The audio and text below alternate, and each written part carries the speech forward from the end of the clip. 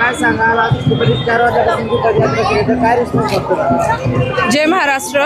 मी रफिया इम्रान पानसरे, प्रभाग क्रमांक 18मधनं मी निवडणुकीच्या क्षेत्रात उतरलेली आहे. आता ह्या गर्दी बघूनच पाहून तुम्ही बघू शकतात का लोकांचा कसा आम्हाला प्रतिसाद भेटला आहे. पदयात्रेमध्ये काय समस्या जाणवल्या? पदयात्रेमध्ये फिरत असताना काय समस्या जाणवल्या?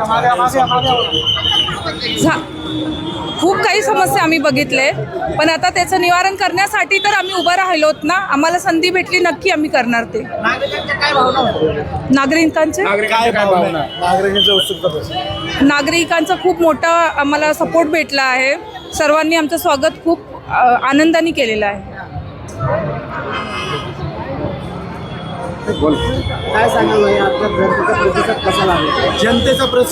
जनतेचा प्रतिसाद चांगला भेटलेला आहे काय. आणि जनता म्हणते रे तुम्हाला आम्ही संधी देणार आहे, नवीन चेहऱ्याला संधी देणार आहे. सर नक्की संधी मिळेल असं वाटतं. आता दिसते का आजचं चित्र पाहता वाटतं की संधी मिळेल?